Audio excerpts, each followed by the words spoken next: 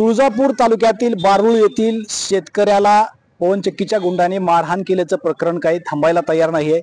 पोलिसांनी या प्रकरणावरती शेतकरी तक्रार देत नाही म्हणून पडदा जरी टाकलेला असला तरी आज शेतकरीच तुळजापूरमध्ये शिवाजी महाराजांच्या पुतळ्यापाशी आंदोलन करतायत आणि त्यांची काय मागणी ते आपण त्यांना विचारूयात। आज तुम्ही आंदोलन सुरू केलंय, कशासाठी आंदोलन सुरू केलंय? मला न्याय मिळावा, पोलीस प्रशासनाकडून जे लोकांनी माझ्यावर मारहाण केली आहे त्या लोकांना शिक्षा व्हावी एवढी माझी विनंती आहे।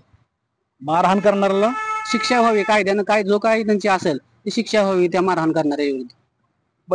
पोलिसांनी तर सांगितलं काल की बाबा ते शेतकरी आमच्याकडे तक्रार द्यायला आले नाहीत आणि त्यांनी माफीनामा लिहून दिलाय असं वगैरे काहीतरी सांगितलं नाही। त्यांनी। मी काय माफीनामा किंवा ऑनलाईन तक्रार मी असं काही केलेलं नाही।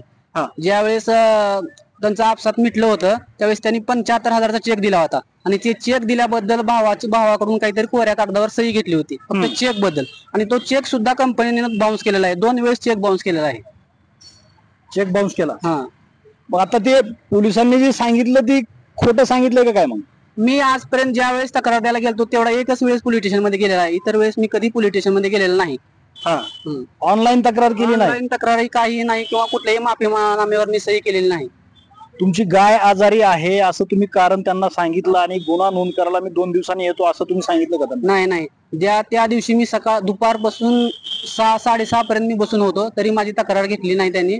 मी दुसऱ्या दिवशी SP ऑफिसला जाऊन रिसर तक्रार दिलेली आहे। आणि आता मागणी त्या मारलेल्या लोकांवर योग्य ती कारवाई व्हावी, कंपनीवर काय ती कारवाई त्याच्यामध्ये जो कोणी इन्व्हॉल्व आहे त्याच्यावर योग्य ती कारवाई, एवढंच माझी मागणी आहे। आणि किती दिवस आंदोलन करणार तुम्ही? जोपर्यंत न्याय मिळत नाही तोपर्यंत आंदोलन करणार। या शेतकऱ्यांची पूर्ण फॅमिली आहे। हे बघा इथं लहान बाळाला किती महिन्याचं बाळ आहे? 3 महिन्याचं बाळ। 3 महिन्याच्या बाळाला घेऊन इथं हे आंदोलन करतायत पवनचक्कीच्या ठेकेदाराच्या विरोधात। कशासाठी बसलाय तुम्ही? आम्हाला न्याय भेटावा। काय अडचण नसल्यामुळे उगा मारहाण केली। माझ्या नवऱ्याला एवढं लागलं, दवाखान्यात नेलं, ऍडमिट केलं, त्यांना पोलीस विचारायला आले नाहीत की काय झालं, कसं मारहाण झाली, कोणी हाणलं, असं काही विचार नाही। आम्हाला न्याय भेटावा एवढीच अपेक्षा। बर, ठीक आहे। माझ्या बरोबर रोजकरी आहेत, विशाल रोजकरी। तुम्ही हे प्रकरण पहिल्यापासून बघताय, आता आज यांच्या बरोबर तुम्ही सुद्धा आहेत। नेमकं आता काय मागणी आहे यांची आणि हे काय आहे सगळं? आता त्यांनी तुम्हाला बाईट दिली की घडलेली घटना किती चुकीची आणि अन्यायकारक आहे, ह्याला जबाबदार पोलीस खातं आहे। पोलीस खातं मलाच अडचणीत आणलंय, मला खोटे गुन्हे दाखल करतो, माझं बघतो, एकतर त्या गुंडागंडकडनं मला धोका आहे। तुम्हाला कशामुळे म्हणते ते खोटे गुन्हे दाखल करतो? त्यांचं म्हणणं की तुम्ही का पुढे होईलो, तुम्ही का लोकांसाठी हे करावलो, तुम्ही आमच्या बातम्या का द्यायलोत, आमच्या विरोधात का बोलवलं? अरे अन्यायाच्या विरोधात बोलणार आहे मी। पोलीस खातं जर सक्षम असलं असतं ह्या घटना घडल्याच नसत्या ना। आज या घटना घडल्याला जबाबदार इथले PI साहेब आहेत आणि तो बीट अंमलदार आहेत। ह्या ठोंबरे कुटुंब एवढं तर दुर्दैव कोणावर झालेलं नाही।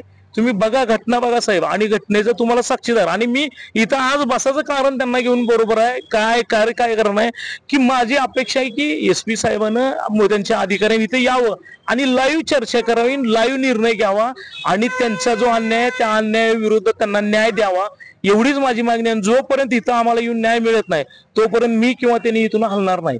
जे काय व्हायचं ते होऊ द्या, आमच्या जीवाचं बरं वाईट झालं तर फक्त त्याला पोलीस प्रशासन आणि ते PI साहेब इथं कारणीभूत आहे।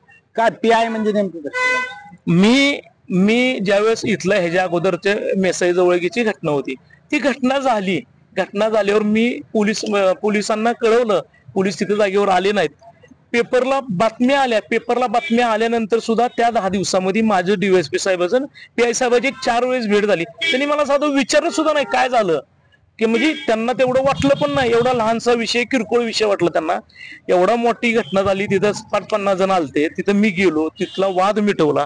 त्यांनी मला वाद मिटवल्यामुळे तुमच्यावर पोलिसाचा हे आहे त्यांचं म्हणणं, वाद मिटवला म्हणजे मॅनेज झालो। अहो, ज्या लोकांचा वाद मिटवला ती लोक माझ्या सोबत आहेत।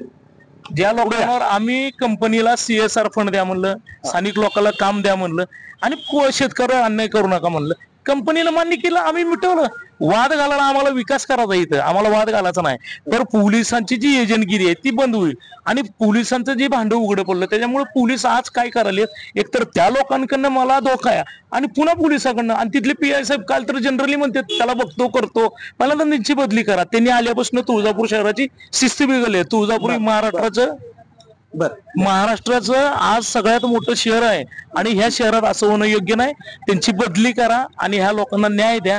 जोपर्यंत तुम्ही न्याय देत नाहीत तोपर्यंत आम्ही इथून हलणार नाही. काका पुढे या. काय आज तुम्ही आंदोलन करता इथं काय मागणी आता? माझ्यावर अन्याय झालाय त्याचा न्याय मिळावा. काय अन्याय केला तुमच्यावर? माझ्या शेतातलं त्यांनी ही केलेलं नाही का, माझ्या मुलानं सांगितलेलं नाही का आता. हा हा हा माझ्या मुलानं सांगितलेलं ते त्यांनी काय असेल ते त्यांनी बघावं माझ्या मुलाला. बर माझी मनस्थिती बरोबर नाही. अच्छा. मला जास्त बोलता येत नाही. मावशी कशासाठी बसलात? आंदोलन न्याय मिळावा म्हणून. बर काय झालं नेमकं? त्या दिवशी आता पोलिसांनी म्हटले की बाबा तक्रार करायला येत नाहीत. गेलतो आम्ही तक्रारी द्यायला. बर ज्या वेळेला मारलं त्यावेळेला आम्ही दवाखान्यात गेलो. तिथं पण पोलीस लोक आलते पण घेतले नाही आमची तक्रार. घेतली नाही. इथे या म्हणजे तुळापूरला. तुळापूरला आल्यानंतर आम्ही सकाळपासून आल्यावर 10 वाजता आम्ही आलो. संध्याकाळी 6 वाजेपर्यंत होतो. तरी पण आम्ही 2 तास थांबा म्हणजे 8 वाजता आम्ही तिथून वापस आला. मग आता तुम्ही किती दिवस इथे बसणार? आम्हाला न्याय मिळाला तर आम्ही उठत नाही. एकंदरच आपण जर पाहिलं तर हे बारूळचं ठोंबरे कुटुंब आहे आणि हे कुटुंबाचं म्हणणं असं आहे की जोपर्यंत पवनचक्कीचे ठेकेदार आणि शेतकऱ्यांना मारणारे जी कोण गुंड आहेत त्यांच्यावर गुन्हा दाखल झाल्याशिवाय आम्ही या ठिकाणावरून उठणार नाहीत. श्रीराम क्षीरसागर, TV9 मराठी, धाराशिव, तुळजापूर.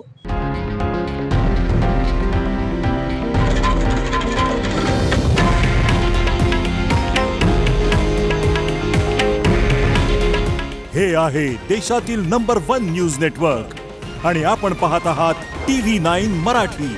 काळजी तुमची, हित महाराष्ट्राचं.